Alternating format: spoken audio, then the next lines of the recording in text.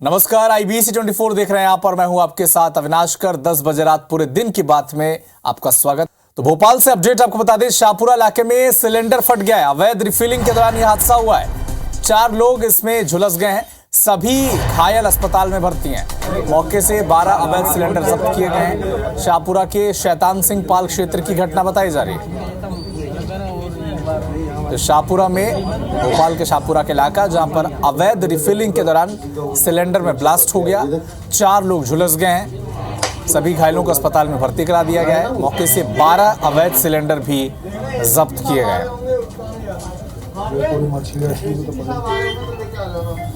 तो अवैध रिफिलिंग का ये मामला, और इसी दौरान ब्लास्ट भी हो गया।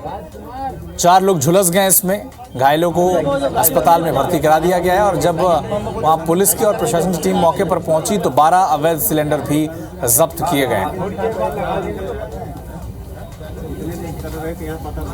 एक बड़ा अपडेट भोपाल से आपको बता दें, शाहपुरा इलाके में अवैध रिफिलिंग के दौरान सिलेंडर फट गया है। 4 लोग इस दौरान झुलस गए हैं। इसकी चपेट में 4 लोग आए हैं। सभी घायलों को अस्पताल में भर्ती करा दिया गया है और बताया जा रहा है कि 12 अवैध सिलेंडर वहां से जब्त किए गए। तो अवैध रिफिलिंग के दौरान एक बड़ा हादसा हो गया शाहपुरा में। भोपाल के शाहपुरा इलाके में अवैध रिफिलिंग के दौरान सिलेंडर फट गया और इस हादसे में 4 लोग झुलस गए। मौके से 12 अवैध सिलेंडर जब्त किए गए। शैतान सिंह पाल क्षेत्र की घटना बताई जा रही है शाहपुरा की। तो अवैध रिफिलिंग के दौरान गैस सिलेंडर फट गया। 4 लोग इस हादसे में झुलस गए। हरप्रीत हमारी सहयोगी इस वक्त जुड़ चुकी हैं हमारे साथ। हरप्रीत, 4 लोग झुलस गए, अभी उनकी स्थिति कैसी है और 12 अवैध सिलेंडर भी वहां पर मिले हैं, तो इससे जुड़ी क्या जानकारी मिल पा रही है हमें? बिल्कुल, देखिए, भोपाल का शाहपुरा इलाका है और यहाँ रहवासी इलाके में एक सिलेंडर फटा है। दरअसल यहाँ पर एक मकान में अवैध रूप से रिफिलिंग की जा रही थी। इसी दौरान ये सिलेंडर फटा। 4 लोग इसमें बुरी तरह से झुलस गए हैं। काफी नुकसान जिस मकान में ये अवैध रिफिलिंग चल रही थी उससे यहाँ पर हुआ है। जैसे ही धमाके की आवाज आई, आसपास के इलाकों में भी सनसनी फैल गई। फौरन मौके पर लोग पहुंचे। पुलिस को और फायर ब्रिगेड को सूचना दी गई। मौके पे फायर ब्रिगेड पहुंची, लेकिन स्थानीय लोगों ने आग को बुझा लिया था। उसके बाद मौके पे पहुंची पुलिस ने करीबन 12 सिलेंडर यहाँ पर जब्त किए हैं। इसके साथ ही बड़ी जांच का विषय भी ये पुलिस के लिए हो गया कि आखिर रहवासी इलाके में अवैध रिफिलिंग यहाँ पर कैसे की जा रही थी। फिलहाल जो 4 लोग, घायलों की स्थिति कैसी? हरप्रीत, कोई जानकारी है क्या इसके बारे में? जी बिल्कुल, जो 4 लोग घुसे हैं उनमें से करीबन जो 3 लोग हैं उनकी स्थिति बेहद गंभीर है और चारों इलाज फिलहाल जारी है। जी चलिए हरप्रीत, आप नजर बना के रखें इस खबर पर। आपसे आगे भी अपडेट हम लेते रहेंगे।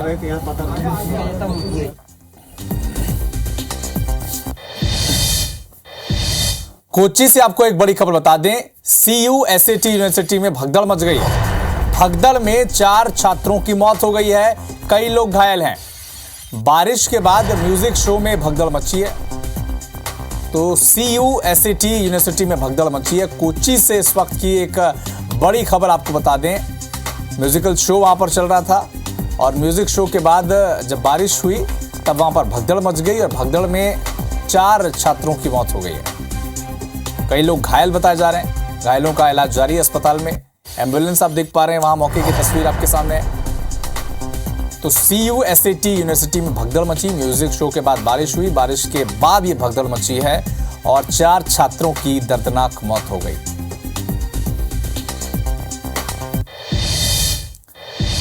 तो राजस्थान के रण में राजस्थान विधानसभा चुनाव में आज 70.02% वोटिंग हुई है। शाम 5 बजे तक के आंकड़े बता रहे हैं कि 200 में से 199 सीटों पर आज मतदान हुआ। 1875 प्रत्याशियों की किस्मत ईवीएम में कैद हो गई। 3 दिसंबर को मतगणना होगी, नतीजे आएंगे उस दिन। एक सीट करणपुर विधानसभा, वहां पर मतदान नहीं हो पाया आज क्योंकि कांग्रेस के जो प्रत्याशी थे उनका निधन हो गया था और इस सीट पर बाद में वोटिंग होगी। तो 200 में से 199 सीटों पर आज मतदान हुआ। कई दिग्गजों ने वोट डाला और अपडेट यह है कि करीब 70% वोटिंग राजस्थान में हुई है और 1875 प्रत्याशी कुल मैदान में थे। सबकी किस्मत अब ईवीएम में कैद हो चुकी है। सबकी किस्मत का पिटारा 3 दिसंबर को खिलेगा। पता चलेगा राजस्थान में कौन सरकार बनाने जा रहा है।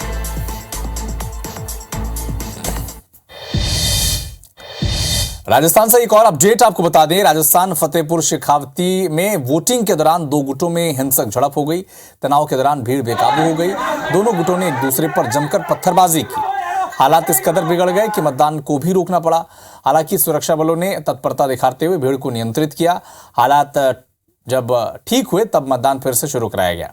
मौके पर काफी देर तक पुलिस और पैरामिलिट्री के जवान तैनात रहे। बता दें कि राजस्थान में शनिवार को 199 विधानसभा सीटों पर मतदान हुआ है।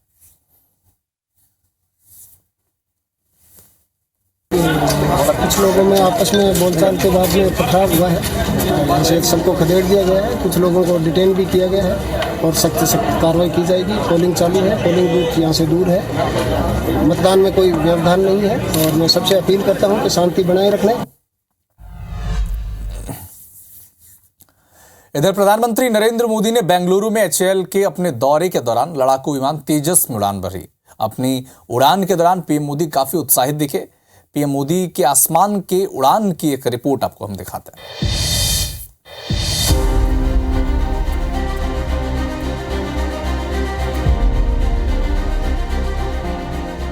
खुले आसमान में लड़ाकू विमान तेजस में बैठकर बेबाकी से हाथ हिलाते देश के प्रधानमंत्री नरेंद्र मोदी की ये तस्वीरें आज सोशल मीडिया पर सुर्खियां बनी रहीं। पीएम मोदी ने पायलट के ड्रेस में ही कॉकपिट पर बैठकर उड़ान भरी। फाइटर प्लेन में पीएम मोदी काफी उत्साहित दिखे। इस दौरान उन्होंने किसी माहिर पायलट की भांति आसमान में दूसरी तरफ उड़ रहे पायलट से इशारों में बात भी की। बता दें कि तेजस भारत में ही विकसित लड़ाकू विमान है। इस विमान को हिंदुस्तान एरोनॉटिक्स लिमिटेड ने डेवलप किया है। पीएम मोदी बेंगलुरु के एचएएल के दौरे पर ही गए थे। इस दौरान पीएम मोदी ने लड़ाकू विमान तेजस में उड़ान भरी। पीएम मोदी ने उड़ान पूरी करने के बाद अपने सोशल मीडिया अकाउंट्स पर लिखा कि मैं आज तेजस में उड़ान भरते हुए अत्यंत गर्व के साथ कह सकता हूं कि हमारी मेहनत और लगन के चलते हम आत्मनिर्भरता के क्षेत्र में विश्व में किसी से कम नहीं। भारतीय वायुसेना, डीआरडीओ और एचएएल के साथ समस्त भारतवासियों को हार्दिक शुभकामनाएं। Bureau report, IBC 24।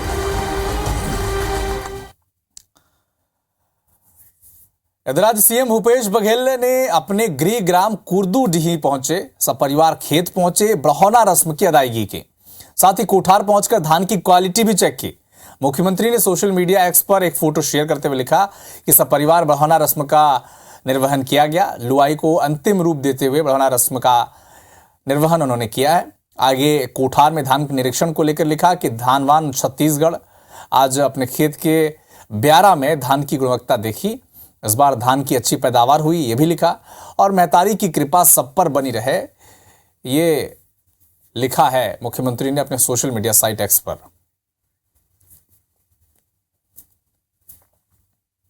अब प्रत्येक किसान अपने फसल कटाई के बाद बढ़ोना करते हैं। तो आज हमारे यहाँ फसल कटाई के काम पूरा हो गया है। तो आज बढ़ोना का कार्यक्रम था जिसमें पूरे परिवार के साथ आते हैं और धरती माता की भी पूजा करते हैं और फसल की भी। तो आज वो संपन्न हुआ है और खलिहान में भी अभी धान जाना सोसाइटी में शुरू हो चुका है। उत्तराखंड के उत्तरकाशी के टनल में फंसे 41 मजदूरों की जान बचाने के लिए ऑपरेशन लगातार जारी है। संबलपुर के लिए, माफ कीजिएगा, उड़ीसा के संबलपुर से ड्रिल मशीन अब उत्तराखंड भेजी जा रही है। ये मशीन जल्द से जल्द उत्तराखंड पहुंचे, इसके लिए नेशनल हाईवे 44 पर ग्रीन कॉरिडोर बनाया गया। ये green corridor national highway authority of India NHAI की तरफ से पुलिस ने तैयार कराया। इसके लिए मुरैना SP ने सभी थाना प्रभारियों को निर्देशित किया ताकि जल्द से जल्द जो ड्रिल मशीन है वो उत्तरकाशी पहुंच सके। और जब तक राजस्थान तक के सीमा के अंदर प्रवेश न कर गया ड्रिल मशीन, तब तक ग्रीन कॉरिडोर बनाया गया और जल्द से जल्द पहुंचाने की कवायद के तौर पर पूरी प्रशासन ने इस कार्यक्रम को अंजाम दिया। माननीय गृह मंत्रालय भारत सरकार के द्वारा एक पत्र जारी किया गया है जिसमें जो मशीन है, जो ड्रिलिंग मशीन जो उत्तराखंड में मजदूर फंसे हुए हैं, उनको निकालने के लिए शीघ्र से शीघ्र पहुंचने हेतु निर्देशित किया गया था। इसके तारतम्य में इसके लिए ग्रीन कॉरिडोर बनाने की जो प्रथा चलती है उसको फॉलो करने के लिए जिला मुरैना और पूर्व में जो जिला लगता है ग्वालियर, सभी लोगों ने आपस में कोऑर्डिनेशन बना के इसको निकाला है। साथ ही पेट्रोलिंग, हाईवे की पेट्रोलिंग मोबाइल धौलपुर जिला में राजस्थान के राज्य में हम लोगों ने यहाँ प्रवेश करा दिया था। पूरे देश में पनौती शब्द को लेकर अब सियासत जो है वो खत्म होने का नाम नहीं ले रही। राजस्थान में प्रचार करते हुए पहले राहुल गांधी ने पीएम मोदी को पनौती कह दिया, फिर MP के मुख्यमंत्री शिवराज सिंह चौहान राजस्थान पहुंचे। और कहा कि पीएम मोदी कांग्रेस और आतंकवादियों के लिए पनौती हैं, जिस पर आज एमपी कांग्रेस ने यही वीडियो मुख्यमंत्री शिवराज सिंह चौहान का रिपोस्ट करते हुए लिखा कि 3 दिसंबर को मोदी जी आपके लिए भी पनौती हो जाएंगे। अब इसी विषय पर कांग्रेस और बीजेपी के नेता एक दूसरे पर वार पलटवार कर रहे हैं।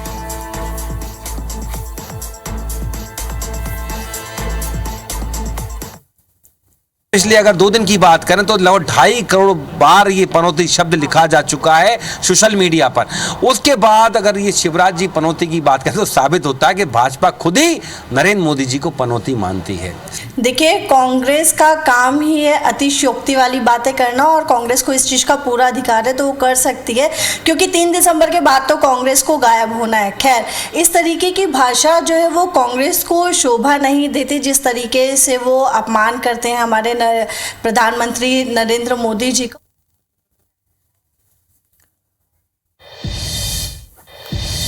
छत्तीसगढ़ में हुए विधानसभा चुनाव के नतीजे तो 3 दिसंबर को आएंगे, लेकिन उससे पहले जीत के अपने अपने दावे जारी हैं। पीसीसी चीफ दीपक बैज आज तेलंगाना में चुनाव प्रचार कर रहे हैं। रायपुर से हैदराबाद रवाना होने से पहले उन्होंने कहा कि कांग्रेस ने सभी वादे पूरे किए हैं, आने वाले समय में नए वादे भी पूरे करेंगे। उन्होंने फिर से कांग्रेस की सरकार बनने का दावा किया, जबकि बीजेपी के जो नेता हैं वो लगातार कह रहे हैं कि 3 दिसंबर के बाद कमल खिलने जा रहा है छत्तीसगढ़ में।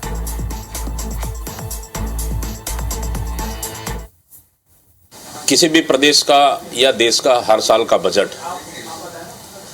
लगभग 10 से 20% लगातार हर साल का बढ़ती है। 2018 में भी वादा किए थे, उन वादों को भी पूरा किया और आने वाला समय में हम नए वादों के साथ जा रहे हैं। इस बजट को पूर्ति करने के लिए कहीं न कहीं आय का स्रोत निश्चित रूप से ढूंढेंगे। निश्चित रूप से मोदी जी की गारंटी छत्तीसगढ़ राजस्थान के लिए है। आने वाले समय में आप धीरे धीरे थोड़ा इंतज़ार करिए भूपेश बघेल जी, बहुत हड़बड़ाने की ज़रूरत नहीं है। पूरे देश की चिंता मोदी जी करते हैं, करते रहेंगे और आने वाले समय में पूरे देश के अन्य राज्यों में भी मोदी जी की गारंटी लागू होगी। निश्चित रूप से 3 दिसंबर को कमल खिलेगा, छत्तीसगढ़ खुशहाली और तरक्की की ओर आगे बढ़ेगा। प्रदेश के लोग एक बार फिर से दीपावली मनाएंगे, क्योंकि 18 लाख गरीब परिवारों के प्रधानमंत्री आवास बनने का मार्ग प्रशस्त होगा। किसानों के 2 साल का बोनस 25 दिसंबर को हम देने वाले हैं, जिसकी वादा खिलाफी भूपेश बघेल ने की। इधर बीजेपी के नेता और बस्तर के महाराजा कमल चंद भंजदेव ने छत्तीसगढ़ में बीजेपी की सरकार बनने का दावा किया।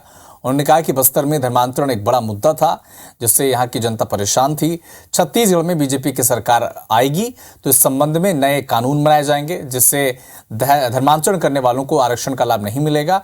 कमल चंद भंजदेव से खास बातचीत की हमारे संवाददाता सौरभ सिंह परिहार ने। इस वक्त हमारे साथ बस्तर के महाराजा कमल चंद्र भंजदेव जी हैं और प्रदेश कार्य समिति के सदस्य भी हैं बीजेपी की। वर्तमान में क्या लग रहा है कि इस बार बीजेपी की वापसी हो रही है? जी, बीजेपी की वापसी जरूर हो रही है। जैसा आपने देखा था, पिछले बार हम लोगों के 11 सीटें आई थी। हमारे बस्तर संभाग की हम बात करें तो उस समय पहले चरण में जब चुनाव हुआ था तो उसमें 11 थी। उसके बाद 1 सीट फिर हमने उपचुनाव में हार गए, जो कि आपको पता है भीमा मंडावी जी के साथ जो हुआ। आज मुझे लगता है कि वैसी स्थिति नहीं रहेगी, अब स्थिति बहुत सुधरी है। क्या है आधार कि आप कह रहे हैं कि हम पूरे बस्तर जीत रहे हैं? बहुत सारी ऐसी चीजें थी जो आज दिन तक उसमें कुछ कार्य नहीं किया गया, वैसे का वैसी रहा, लंबित रह गया। सब काम आज दिन तक पूर्ण नहीं हो पाए। और आदिवासियों का रोज भी काफी धर्मांतरण बहुत बड़ा विषय रहा। 12 सीटों पर धर्मांतरण जो चुनावी मुद्दा नहीं बना, मुझे ऐसा लगा, मैं जब ऑब्जर्व किया वहाँ पे। देखिए, चुनावी मुद्दा बना था, जैसे कि जहाँ जहाँ मेरे अगर आप सुने होंगे बाइट, तो वहाँ पे ये विषय उठे थे। और जो ये कांग्रेस के नेता भी यही कह रहे हैं, कमल भंजदेव जी, आप की अभी केंद्र में सरकार है तो धर्मांतरण को लेकर क्यों ना एक राष्ट्रीय स्तर पर एक लॉ लिया जाए कि अगर आप एक्ट लाते हैं तो मुझे ऐसा लगता है कि आपको वेरी क्लियरिटी लानी चाहिए। जो धर्मांतरित व्यक्ति है या जो धर्मांतरण कर चुका है उसके ऊपर एक एक्ट बहुत जरूरी लाना चाहिए। उसको सबसे पहले वंचित करना चाहिए, तो उसे रिजर्वेशन से वंचित करना चाहिए। चाहे वो आदिवासी, डीलिस्टिंग की बात उठी, तो ये थे हमारे साथ कमल भंदेव जी, जो कह रहे हैं 3 दिसंबर को कमल ही खिलाना है पूरे छत्तीसगढ़ में। वहीं दूसरी ओर धर्मांतरण को लेकर काफी लड़ाई लड़ रहे हैं, ये सीधे तौर पर लड़ाई लड़ रहे हैं बस्तर में। अब देखना होगा, बीजेपी की सरकार बनेगी तो क्या धर्मांतरण को लेकर कोई ऐसे विधेयक लाए जाएंगे जिसमें धर्मांतरण रोका जा सके। कैमरामैन अजय के साथ सौरभ सिंह परिहार, IBC 24 रायपुर। छत्तीसगढ़ में 3 दिसंबर को नतीजे आने हैं, लेकिन इससे पहले ही बीजेपी मतगणना के दौरान कांग्रेसियों के उत्पात मचाने की आशंका जता रही है। बीजेपी रायपुर ग्रामीण के जो प्रत्याशी हैं, रायपुर ग्रामीण के बीजेपी के प्रत्याशी मोतीलाल साहू ने कहा है कि कांग्रेस के लोगों ने मतदान में खूब उत्पात मचाया है और मतगणना में भी कांग्रेसियों की उत्पात मचाने की आशंका है। इस संबंध में प्रशासन को अवगत करा दिया गया है, जबकि कांग्रेस का पलटवार है कि उनको अपनी हार दिख रही है, इसलिए इस तरह के बयान दे रहे हैं। कांग्रेस के कार्यकर्ता सीमा क्षेत्र के अंदर रहे और हमेशा तनाव की स्थिति बनाने की प्रयास करते रहे और भारतीय जनता पार्टी कार्यकर्ता अपनी समस्त नियमों और व्यवस्था का पालन करते हुए आदर्श प्रस्तुत किया है। कुल मतगणना में भी आशंका है कि ऐसा ये उत्पात कर सकते हैं। जनता पार्टी अनर्गल बयानबाजी, अनर्गल आरोप लगाने का प्रयास कर रही है। उनके आला नेता इस बात को जान चुके हैं कि छत्तीसगढ़ के अंदर फिर से कांग्रेस की सरकार बन रही है, इसीलिए इस प्रकार के बातों को करके जनता को गुमराह करने का काम कर रही है।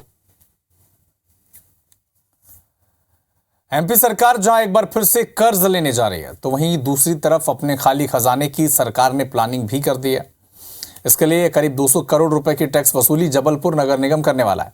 शनिवार और गुरु नानक जयंती पर अवकाश के दिनों में भी निगम प्रशासन सभी 16 जोन में कैश काउंटर खोलेगा। इसके लिए राजस्व अमले को टैक्स वसूली का फरमान भी जारी किया गया है।